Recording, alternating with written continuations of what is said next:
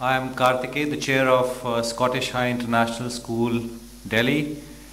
It's one of the largest IB schools of the world with more than 1500 IB students under one roof.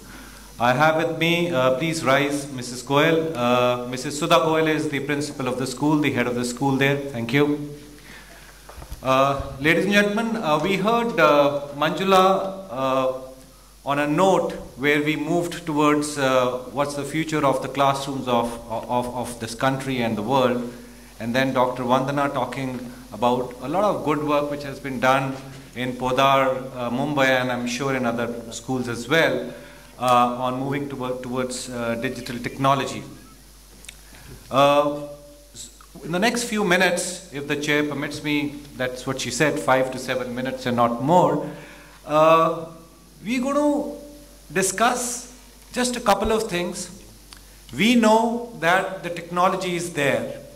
All these logos on the board here, and there are as many outside, and all those who would have gone to the exhibition center in the expo would have seen that you look around and you do not know to choose from. So the technology is there.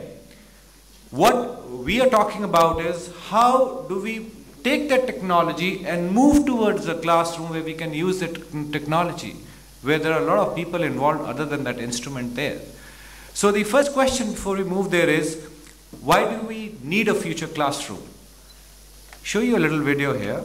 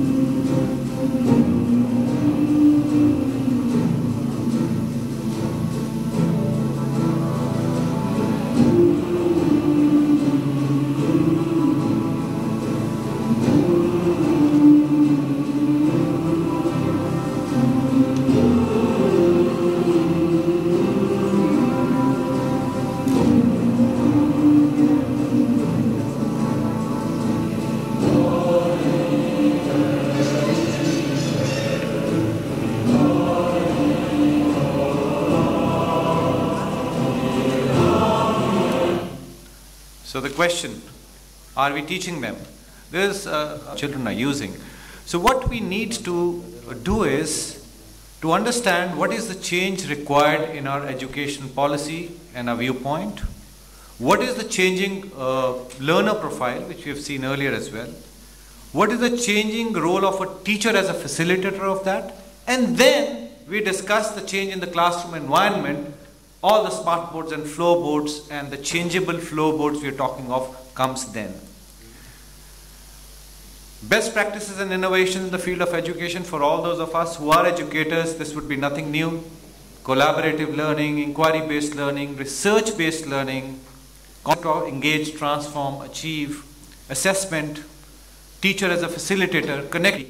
These are all the aspects of practice and viewpoint towards the field of education as far as the child's viewpoint is concerned.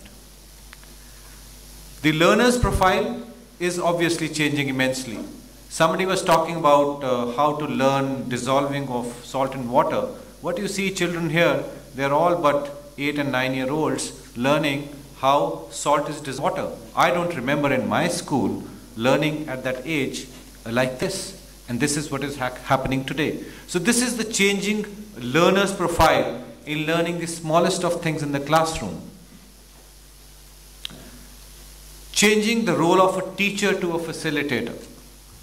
Now, Manjula said, today the teachers in the classrooms are way behind our students who are running as far as technology is concerned. That is exactly what we need to understand and tell our teachers.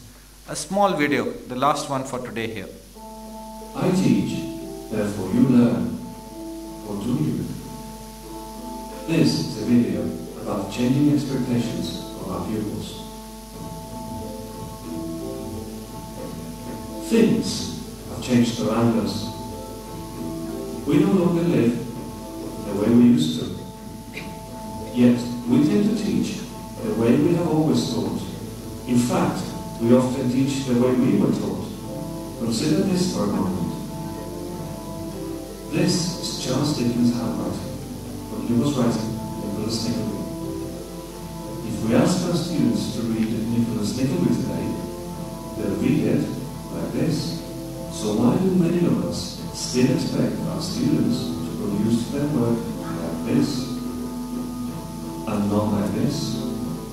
Wouldn't this make more sense?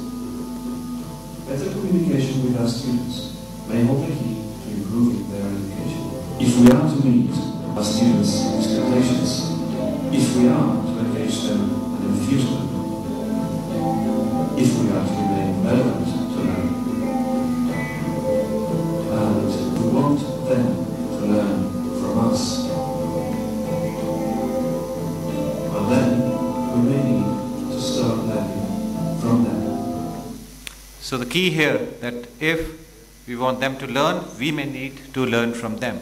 So what we just saw, to wrap it up, is that while the technology is there, and it is always going to be there, it is not going to do magic for our classrooms and for our schools unless we make a change inside our classrooms other than technology too. That is, changing our viewpoint and philosophy, learning to learn the learner's profile, changing our teacher's profile, and then what you see on the screen is going to happen, that you have people sitting in a classroom learning real-time pyramids in Egypt with a person standing there. The floorboards with a push of a foot turning into smart screens where you can learn and connect with others. That's all I had to say for today. Thank you very much.